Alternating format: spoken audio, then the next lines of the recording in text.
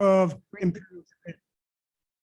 Our speaker today is fellow HASP member John Cobbs. John is a board certified periodontist who has had a private practice in Holland for 40 years. He served as president of the Midwest Society of Periodontology and the American Academy of Periodontology Foundation. John received his DDS from the University of Iowa and his specialty education from the University of North Carolina. In regard to questions, he would like to take questions at the end instead of during, if you can.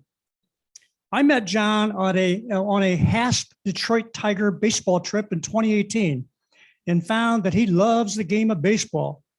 He played in high school and later at age 50, played in an over 30 league.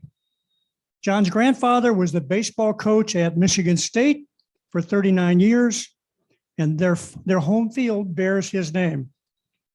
Please join me in welcoming John Cobbs. Thank you, Larry. Can everybody hear me okay? Well, it's a pleasure to see you HASP scholars, my fellow scholars. Thank you for coming to see this, and those of you in Zoom land, hello. Before we get started, if any of you have one of these with you, if you wouldn't mind silencing it, I'd appreciate it.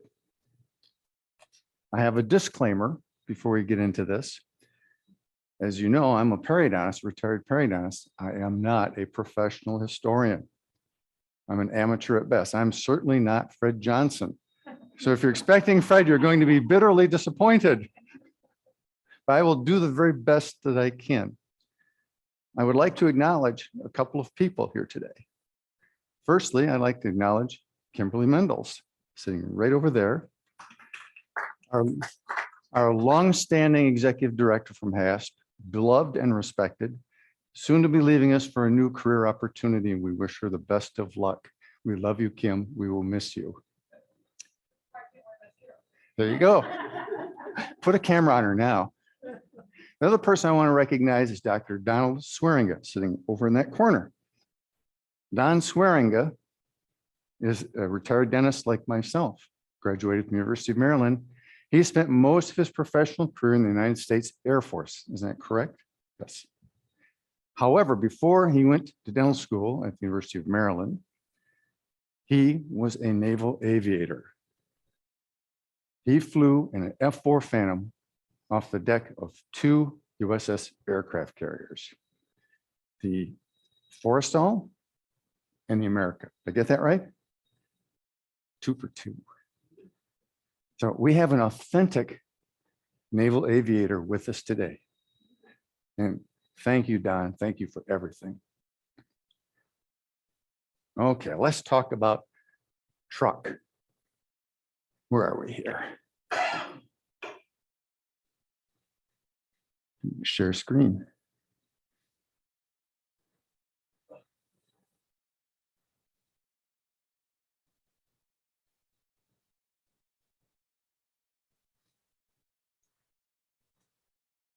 There we go.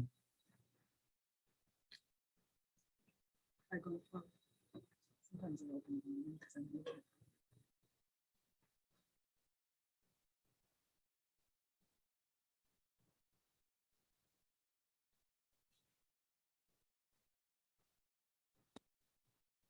Got it.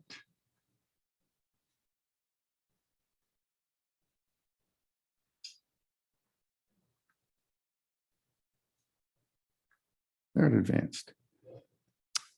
Thank you, Kim. Truk Lagoon was one of 2 major Japanese naval bases in the Pacific. The other one was Rabaul in the Solomon Islands. Truk is in the Caroline Islands, and it was strategically important in America's advance on Japan in World War II. There's a timeline that leads up to the Battle of Truk, which was called Operation Hailstone.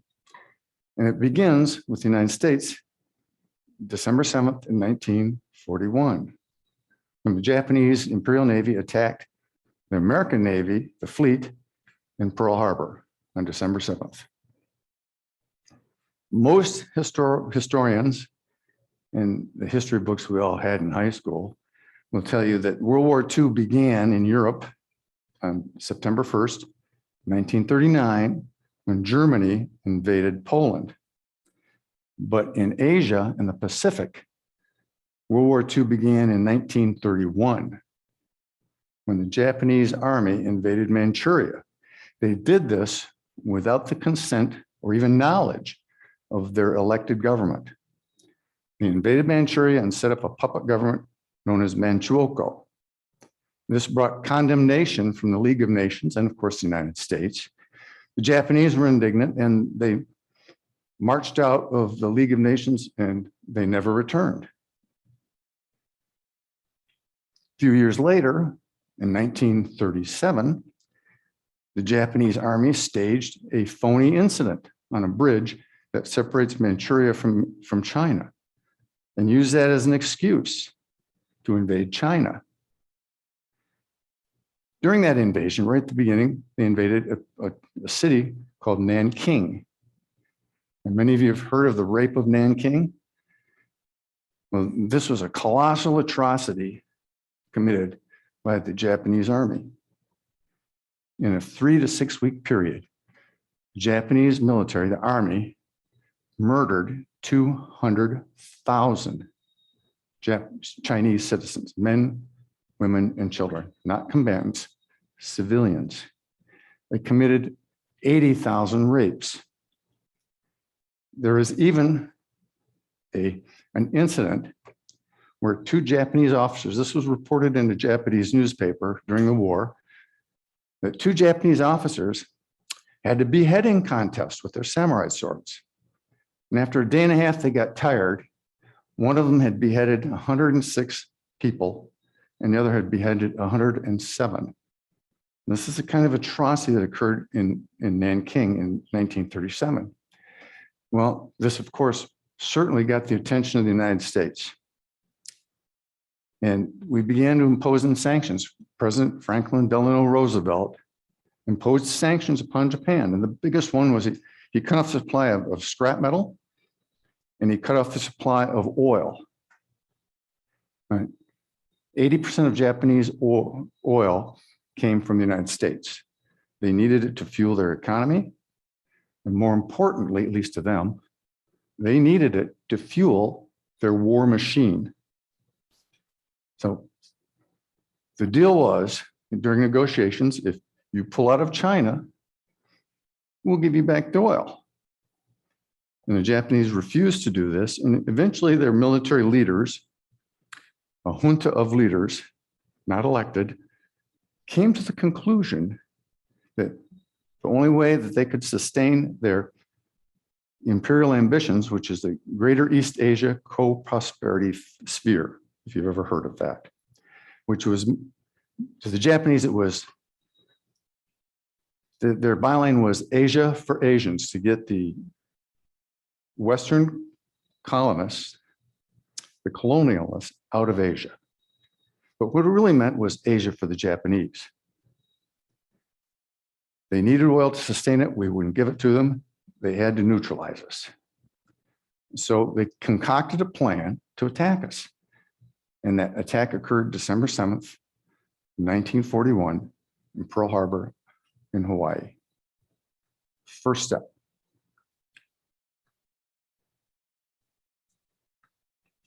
Okay. There we go.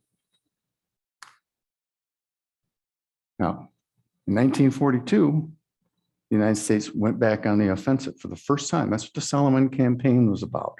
Solomon was Tulagi and Guadalcanal. Now, why was this important?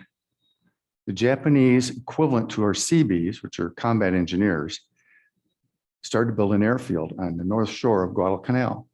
This airfield posed a threat to the supply lines between the United States and Australia.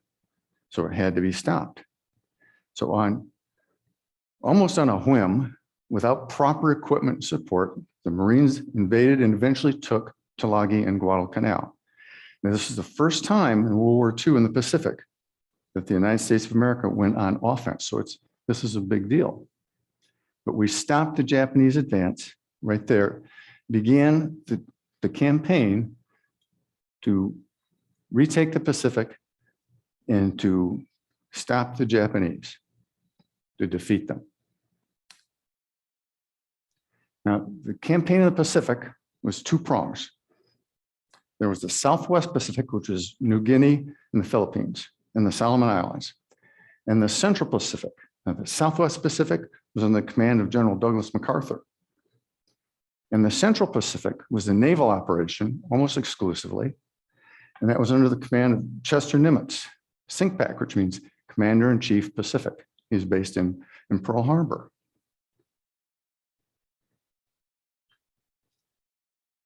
Come on, there we go. Next step after Tarawa, or after Guadalcanal, was Tarawa in the Gilbert Islands. The Gilbert Islands is a cluster of islands that sits right on the equator. And strategically important because it's the next stepping stone north. Furthermore, it had an airfield. Now, Tarawa, the island of Baisio, which is the main island of the Tarawa archipelago, was not very large. It was about a mile long and a half mile wide. As a matter of fact, someone here's dad fought at Tarawa, right there. So he knows what I'm talking about. Again, it had an airfield. It had to be taken. But after about a 5 or 6 day bloody battle, we took Gilbert Islands and we were ready for our next step. The Marshall Islands, which are, come on, there we go. Kwajalein.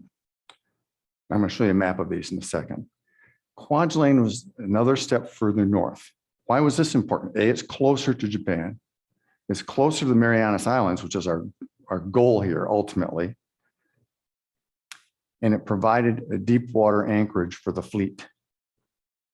Kwajalein and then Inuwatak were the anchorages in the Marshall Islands that were critical on our movement north and northwest towards Japan.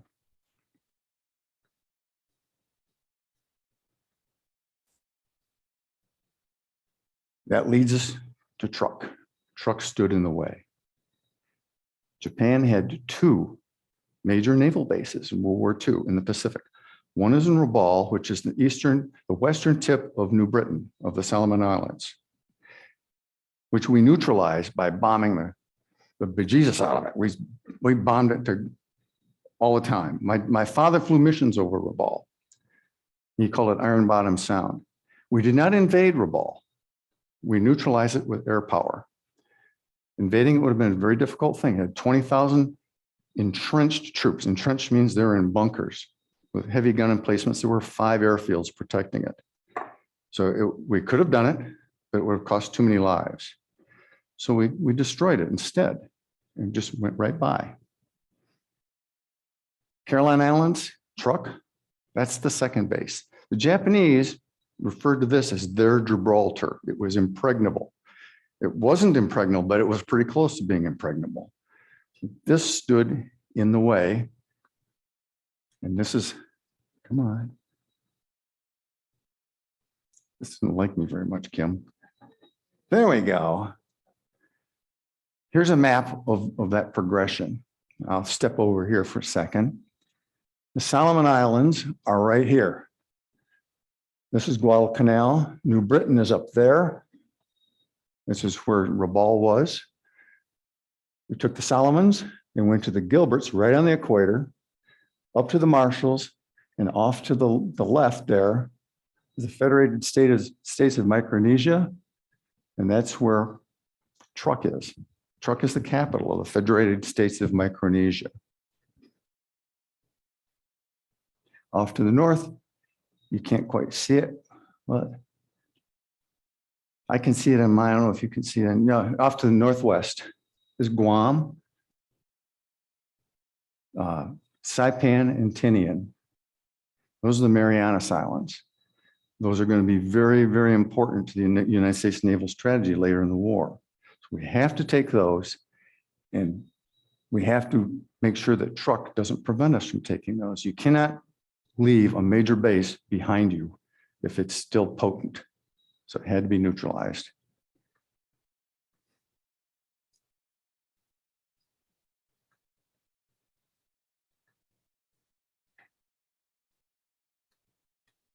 Come on.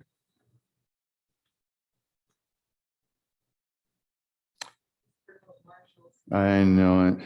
Let's see if I can advance it this way or not.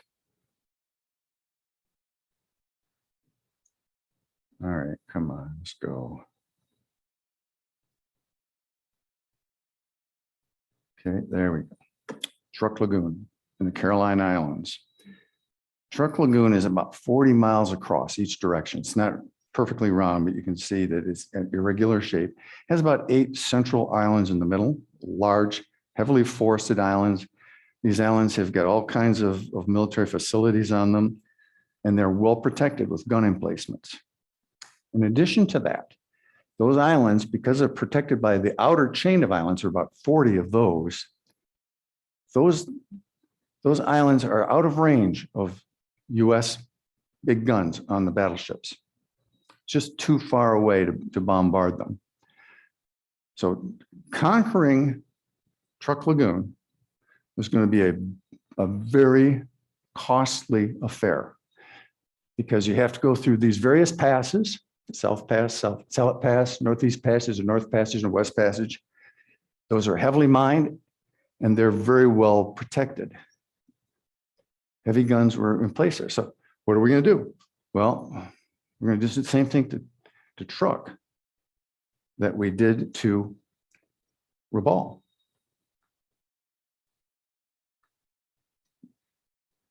To get to the Marianas Islands. That's where we need to be. Why do we need to be there? Because our long-range bombers, the B-29 Superfortress, can reach Japan from those islands, particularly Saipan and Tinian. Come on. All right, Operation Hailstone. February 17th and 18th, 1944, when the United States Navy paid a visit to Truk Lagoon, the Gibraltar of the Japanese Imperial Navy. Who were the commanding officers in this operation?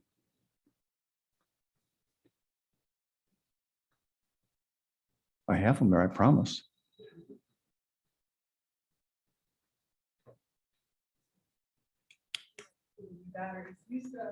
There we go. All right, American commanders. Well, the 2 primary commanders are Admiral Mark Mitcher and Admiral Raymond Spruance, both famous admirals, both achieved 4-star flag rank before they retired. Very different men. Admiral Mitcher, Mark Mitcher, was not a scholarly man. He was born in 1887, died in 1947. You can see by his face, he lived a hard life. Mark Mitcher was not scholarly. He managed to flunk out of Annapolis and somehow talked his way back in and eventually graduated in 1910 or 1911.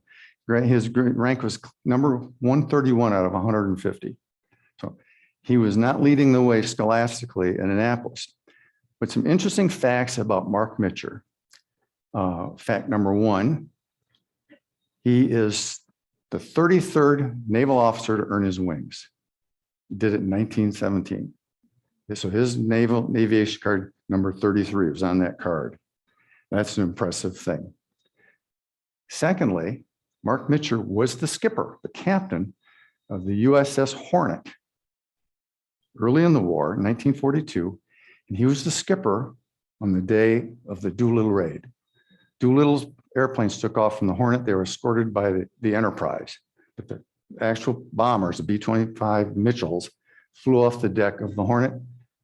Admiral Mitcher was in command. Next to him is Admiral Raymond Spruance.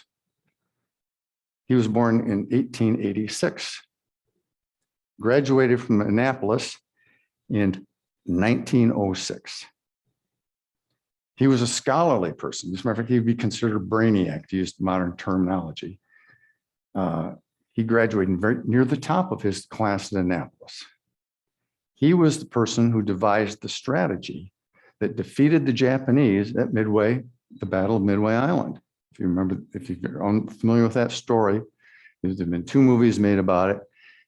He was in command at Midway, and it was his strategy that put 4 Japanese aircraft carriers in the bottom of the ocean. And ultimately, that was the high water mark of Imperial Japan that day. It was June 4th or 5th, 1942. That's Admiral Raymond Spruance. He passed away in 1969. In opposition, he's actually Admiral Masami Kobayashi, not general. Also a scholarly man. He graduated number 4 in his class at the Naval Academy of Japan. He lived until 1977. All 3 of these commanders survived the war and went on to have lucrative lives. Well, Mark Mitchell didn't live very long after the war. The other 2 did. What were the combat resources before this began? Well, quite extensive, actually.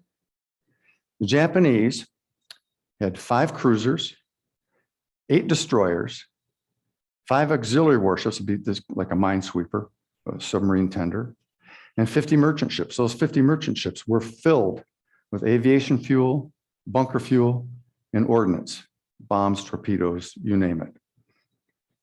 The Americans had 5 fleet carriers, 5 of them. 4 of them were Essex class, Essex, the Intrepid, the Bunker Hill, the Yorktown, and the 5th one was the ubiquitous USS Enterprise, which fought all the way from beginning to end in the Pacific Theater. 4 light carriers, 7 battleships, including 2 of the Iowa class, 10 cruisers, 28 destroyers, and 10 submarines. And the submarines, their job was to seal off the escape routes of Truk Lagoon and to rescue downed flyers. That's their job. So I'd throw a few pictures in here. This is one of the Japanese heavy cruisers. I don't know the name of it. This is Japanese destroyer. This particular ship, you can tell by the photograph, is doing probably about 30 knots. That's quite a bow wake. Another Japanese cruiser in the middle, right through here, is a launch for a float plane, a scout plane. And this is an auxiliary cruiser. It's actually a cargo carrying ship, but it has deck guns. This ship has some lethality to it. It's much larger than an ordinary cargo ship. The San Francisco Maru was one of these. Maru, by the way, in Japanese lingo means cargo ship, not a combatant. United States, well, this is the USS Intrepid. It's an Essex class aircraft carrier. It carried about 80 airplanes. It's a fast carrier. It could go 33 knots or faster. USS New Jersey, an Iowa class battleship. These are impressive weapons here. The New Jersey was about 950 feet long, weighed about 60,000 tons, had 3 turrets, 2 fore and 1 aft. Each turret had 3 16-inch caliber naval rifles, deck guns, which would fire a projectile that weighed almost as much as a VW Volkswagen, stood about this high, this big around, to a range of 22 miles and could hit a target, especially later on when they were radar guided. When this particular ship fired a broadside, which you see in the picture here, the whole ship would move sideways 15 feet. The power of those guns. A pretty impressive weapon. Obsolete, but impressive. Air power. The Japanese had 350 aircraft, and the Americans had 560 aircraft.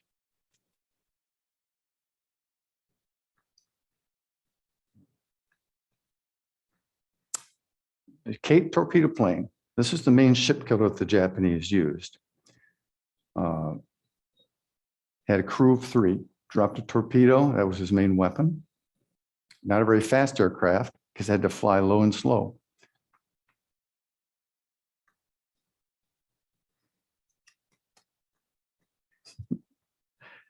Okay, come on. There we go. No, I missed one. Ah. The famous A6M0. This is the premier Japanese fighter plane. At the beginning of the war, the Americans had nothing that could touch this aircraft. The best Army air fighter was the P-40 Warhawk, and the best naval fighter was the F-4F Wildcat. Neither one of these could compete with a Zero. Luckily, during the Battle of the Aleutians, a A6M0 crash landed on an American-held island, I think Dutch Harbor. And it was abandoned by its pilot. We captured it virtually intact. Took it back to the United States. It was thoroughly gone over by aeronautical engineers and test pilots. So we knew everything about this aircraft. We knew its strengths and its weaknesses. Its strength, it could climb, it's lightweight, and it could turn on a dime. Its weaknesses, no armor, no self-sealing fuel tanks, limited firepower. Because of that, we took the F-4F Wildcat and completely redesigned it and recreated F-6F Hellcat. This monster. This particular aircraft was the premier fighter off of American aircraft carrier decks during World War II from 1943 on. This aircraft had a much more powerful engine. It could fly faster. It could dive further. It had 6 50 caliber machine guns. It had armor around the pilot, and it had self-sealing fuel tanks. It was not an easy aircraft to shoot down. To give you some idea, a 50 caliber machine gun, the bullet's this long. Now, my dad told me he flew P-51s and P-47s in New Guinea and the Philippines. And then a P-47 had 4 50 caliber machine guns, 4 of them on each, 8, 4 on each wing. He told me that he could knock a Japanese tank off the road just with his guns. Presumably he did that at least once to tell me about it. So this is a very serious, powerful air weapon that the Japanese had to contend with, and they had nothing that could compete with this. We also had the Avenger torpedo plane, a completely redesigned aircraft with internal bomb bay where the torpedo was held. It was more aerodynamic. It replaced the ones we used earlier in the war. I don't have a picture of a Devastator dive bomber, but that's the third aircraft that we had.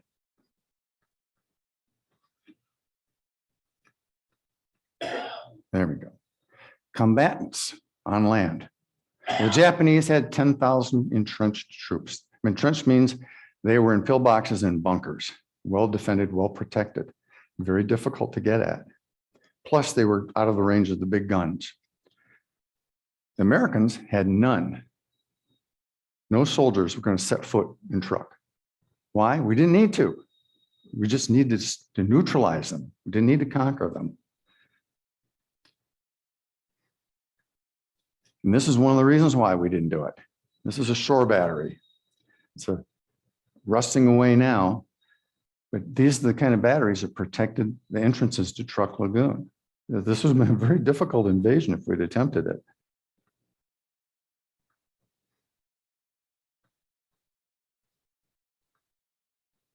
I'm gonna use up all my time hitting this button. Lead up to the attack.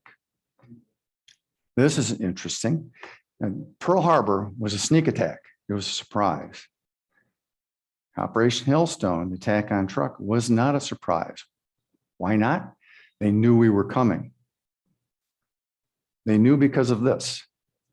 2 long-range B-24s flew photo reconnaissance 2 weeks before the attack to find out what ships were in Truk Lagoon.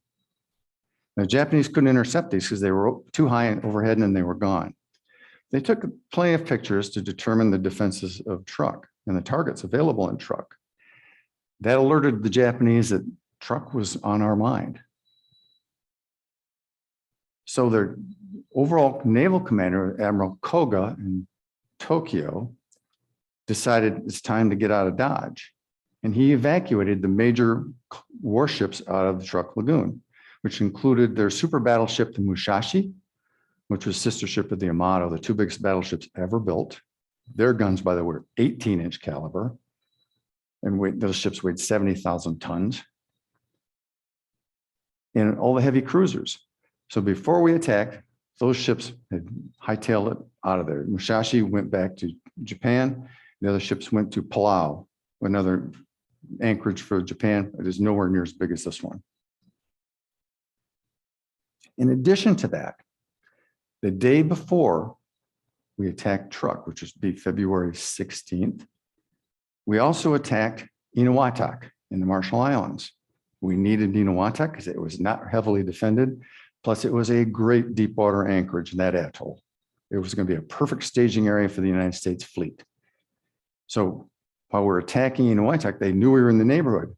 However, it also caused them to drop their guard. They had been on high alert for 2 weeks because of this B-24. Now, oh, the Americans are attacking Eniwetok. We can cool our jets a little bit. Let's relax. That was a mistake. They stood down from high alert, thinking we weren't going to come right away. When in point of fact, we came the very next day. Now, the day before this attack, also, one of the Japanese cruisers tried to leave Truk and it was torpedoed twice by two different American submarines. It eventually sank. Out of crew of 750 sailors, about 550 were survivors, and they were picked up out of the water by a Japanese destroyer called the Oite. Oite brought those sailors back into Truk, which was actually kind of bad luck for them because the next day Oite was blown out of the water and all but 20 of them perished. Bad luck. The fog of war, as they call it. Day one, February 7th, 1944. It begins an hour before dawn with a fighter sweep. And this is kind of a new innovation. Before the main attack goes in, they launched 92 fighters, which the A6, the Hellcats. And these fighters appear over Truk. They were picked up by radar by the Japanese, but not in time. The Japanese managed to get 45 aircraft into the air before they arrived, another 45 in the early stages of the battle. However, remember, this is superior aircraft. We shot them all down. They were decimated. Behind the fighters came the Devastator bombers. And the Devastator bombers dropped incendiary bombs and cluster bombs. And this is interesting because it's the first time ever used by cluster bombs. I don't know if you're familiar with that kind of weaponology. A cluster bomb is a much larger bomb. I know Don knows what they are. Filled with smaller bomblets. And before it gets too close to the ground, it bursts open and spills out those bomblets all over the place, like a giant shotgun blast. And it is very effective for anti-personnel or for dispersed aircraft. And that's what we used it for, dispersed aircraft.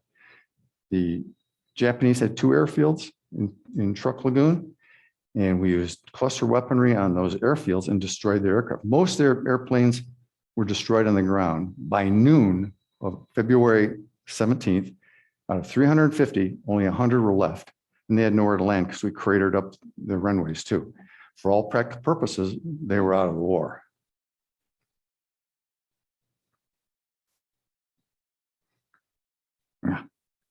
Here's some photographs of the actual fighting that occurred on day one. This is one of the Japanese cargo ships being hit.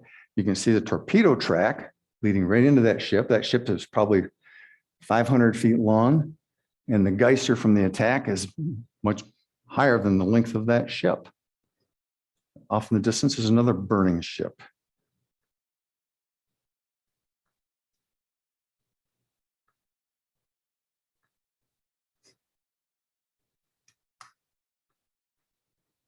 Oh, come on. Another aerial photography slide with at least 3 ships under fire here. Burning, burning, burning right there. This one's spilling oil slick over there. Actually, there's 4 ships. That one was hit in the middle. This was like shooting fish in a barrel for the United States Navy. these targets are confined in a lagoon. They have nowhere to go. They can dodge all they want, but their number is going to come up, and it did. Before we get to the second day, there's a couple interesting things happened at the end of the first day. One was 4 Japanese ships managed to escape Truk Lagoon. They got out the Northeast Passage. They're trying to flee, and they were being chased down by the United States Navy. It was an auxiliary cruiser, 2 destroyers, and a minesweeper with 4 ships. And Admiral Spruance signaled to Admiral Mitcher to not launch airplanes. He wanted to do this himself with his big guns. You know, let the gunnery officers have a little fun. And so he sent the Iowa and the New Jersey, a bunch of cruisers and destroyers to attack these 4 ships. 3 of the 4 were sunk immediately. The 4th one managed to get away. But before they got away, they fired some torpedoes back at the Americans. And remember, we didn't have to take this risk. This was Admiral Spruance just flexing his muscles, maybe not his brain in this particular circumstance. One of those torpedoes just missed his flagship. And Admiral Spruance was said to have mentioned to one of his officers, he said, "Wow, that would have been embarrassing." Yeah, it would have been. But it missed. And the ship that got away was the Milwaukee, a destroyer. It eventually escaped to the Philippines, where it was later on sunk in the Battle of the Philippine Sea. So it bought some time, but we didn't get it that day. We got it later. The other thing that happened on the end of the first day was the Japanese did manage to launch 6 Kate torpedo planes to attack the fleet. This is about 10 o'clock at night. 5 of those planes were shot down, but 1 got through. It launched a torpedo, which hit the Intrepid, disabling her, jamming her rudder. So Intrepid didn't sink, was just damaged, and was taken out of the war, had to go back for repairs. So now we have 4 fleet carriers, which is more than enough to do the job. 11 sailors were killed in that torpedo attack. Day 2, let's go back to day 2. Day 2 was mop-up day. We attacked again with fighters, bombers, and torpedo planes, sank more ships, and bombed all the shoreline facilities. We destroyed 1,500 tons of fuel, blew up ammunition depots, blew up their food depots. Anything that moved, we shot up with the fighters. 1 naval aviator was downed in the lagoon. He was rescued by a float plane from one of the cruisers, landed in the lagoon, and picked up this flyer while 9 fighter planes, the Hellcats, flew orbit over the top to protect him, because Japanese destroyer was going to try to come in and capture that aviator. Never got close. The fighter planes kept him at bay. Oh, another thing I forgot to mention, interesting thing also happened in the night of the 17th, is the USS Enterprise launched 11 Devastator bombers, which were equipped with radar, look-down radar, a first. And so this is a night mission. These Devastator bombers were carrying 1,000-pound bombs, and they were able to score a number of hits, sank several ships. It's like 30% of the bombing hits on ships were due to this one attack by 11 planes. So this technological leap occurred there too. Day 2, mop up. So there was really go in, shoot them up, and leave. Now, what's different about this is the naval strategy here, tactics. Up to this battle, naval doctrine was that for carrier warfare was hit and run warfare. You go in, you hit your target, and you get out of Dodge before they can retaliate. And Admiral Nimitz decided, let's do a hit and linger. Let's make this, instead of a 4 or 8 hour battle, let's make it a 2-day battle. And that was a change in Navy doctrine.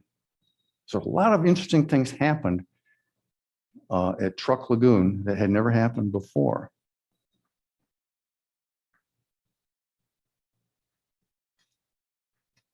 When I hit it, it seems to like me better. But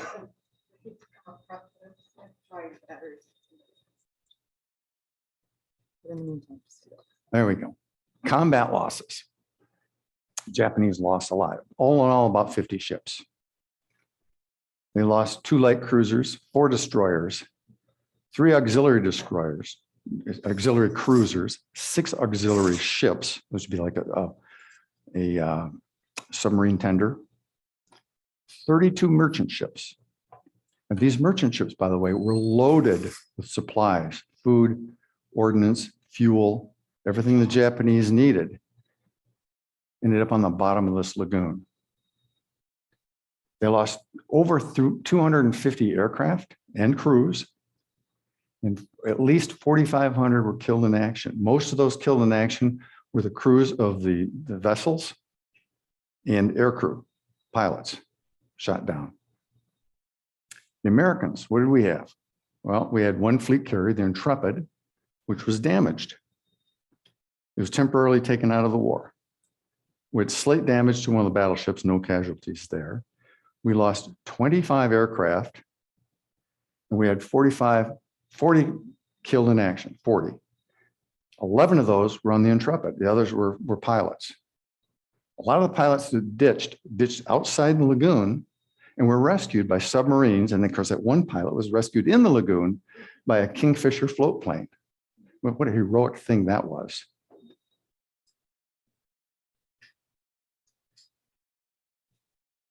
Okay, Japanese wrecks. Thought you might see some photographs of some Japanese wrecks. I dove on these wrecks. Here's the wreck map. Not all of them are here, but most of them. Some of them are outside the lagoon. You can see the main islands. There's the Truk Airport was one of the bases for aircraft. The other aircraft was Fifan right here, airfield, and there was a seaplane base up there in Tonoas.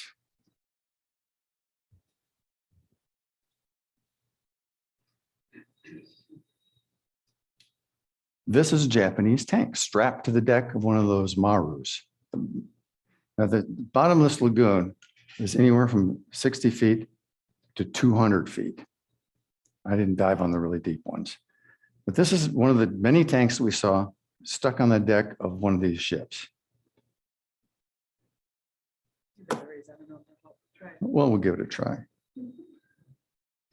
In one of the ships, this is like a floating winery. This ship was filled with liquor, sake and wine. I mean, walls of it. The Japanese at least were entertained. This is a Japanese submarine. The submarine is not listed on the ships I gave you before that were sunk, but there was one submarine sunk in Truk Lagoon. This is it.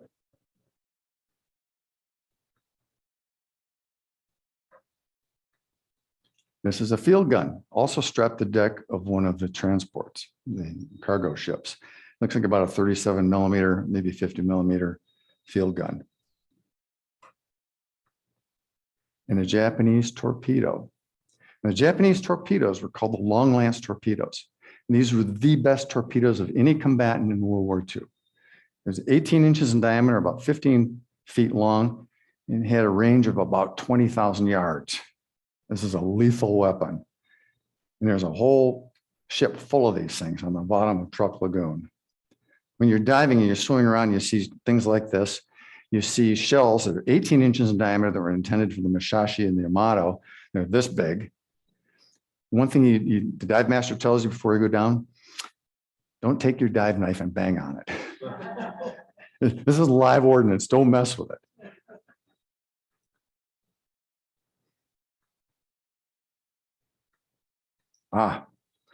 This is a compressor, nicknamed R2D2 by the divers. This is in the machine shop of one of the Marus at the bottom of the lagoon. And there's still human remains, which is kind of somber. This person, this man, probably didn't want any part of the war. He was probably a draftee and was an unfortunate victim of war. The bones turn orange, by the way, because these ships are rusting away. eventually there's just going to be smudges. And the iron oxide is absorbed into the calcium carbonate of the skull.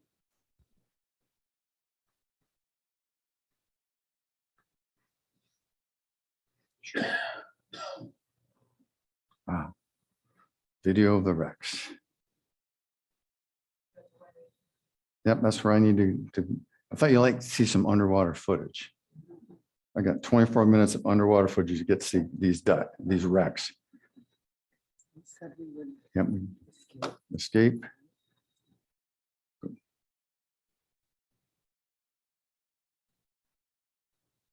Go to the cone. Let's hit play. This has a soundtrack and everything. You like the music.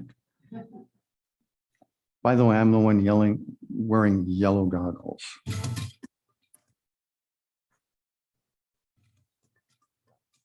Perfect. This is the Odyssey. This is the dive ship I stayed on for 10 days.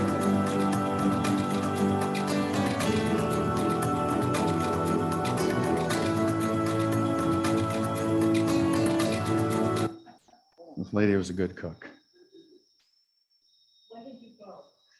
Oh, gee, 2004, 5, somewhere in there. It's been about 18 years roughly. These ships are, as I said, they're rusting away.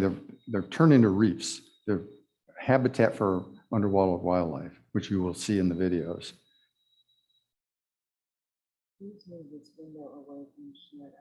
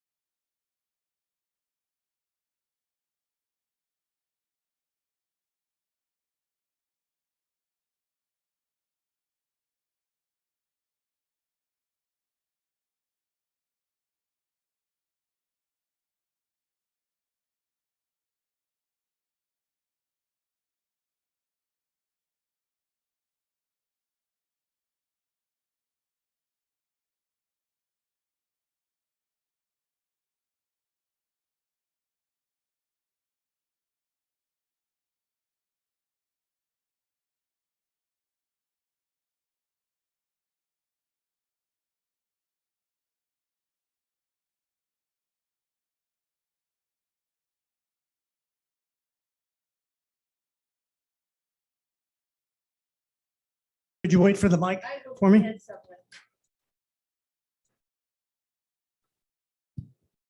Hope you enjoyed that.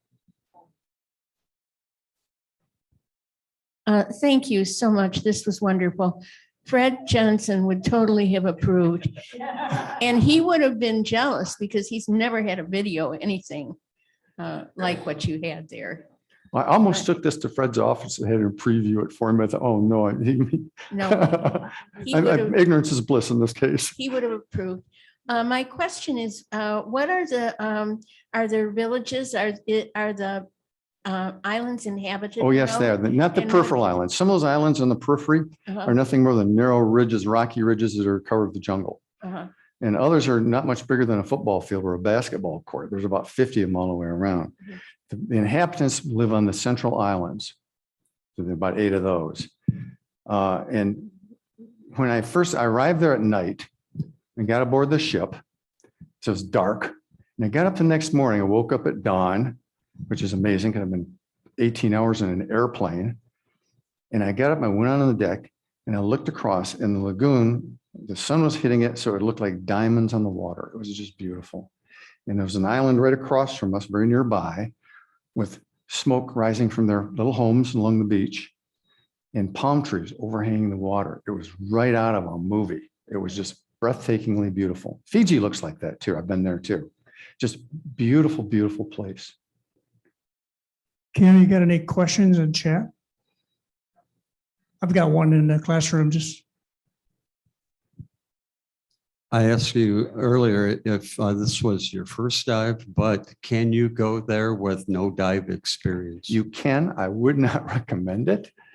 These are more technical dives. You're not diving on air, you're diving on nitrox. You need to be certified for that. These are deeper dives. Most recreational dives are between 60 and 80 feet in that range.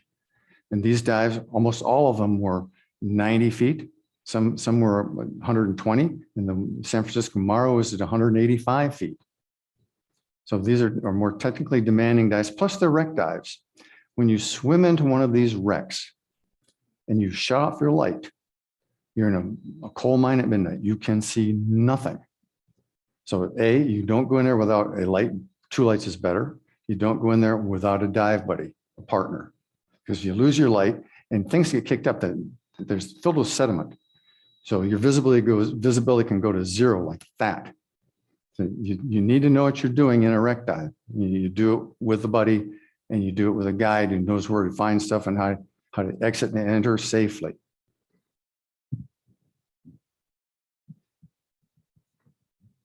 I read an article on Truk years ago, and this kind of really gives you a picture of what it was about and how we developed our strategies for it and everything else. And as a diver, I have always wanted to go on a wreck like that. And this is the next best thing, and I stayed dry. Well, if you dove there, you would really like, if you like wreck dives, it's underwater history. It's right there, it's preserved. The skull that we saw, was that from World War II or is that a diver? The first skull you saw in the slides was real. The second skull you saw that was stuck inside of up against a mast, that was fake. Some of the dive guides put it there, and it's first of all, skulls don't smile. They don't have teeth. The jaw doesn't stay attached. They fall apart. And this one was covered with marine life. You know, small plants were growing on it. That doesn't happen with human remains. So that was a skull intended for tourist photography. John, can you talk about the number of divers and how many, was this a 2-day operation or a 5-day No, this is a week. operation or what? The Odyssey is the largest dive ship in this lagoon. And the Odyssey has a crew of about 10. And it has a passenger list of up to 20 or 22 divers. And it's very regimented on your schedule.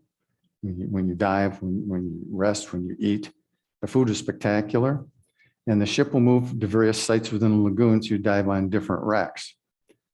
But it was a 7-day excursion. We dove on average 3 to 4 times a day. We were diving on nitrox, not air.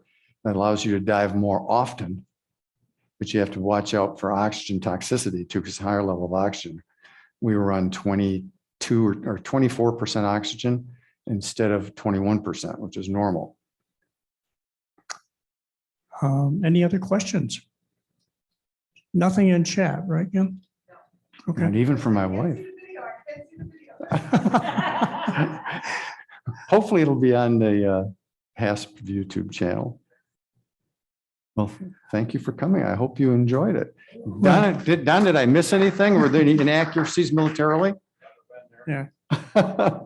John, we thank you very much for your presentation. I think there were two things that I was impressed with. One was the magnitude of the effort to capture, if you could say, Truk Lagoon. And the other was the effort of the divers in the ship that you were part of. I really think that was great. So thank you very much You're for very that. welcome. Okay, thank you. All right, everyone go home. I've got to go grocery shopping now. Thanks, everyone. Have a great afternoon. Your historical knowledge was shown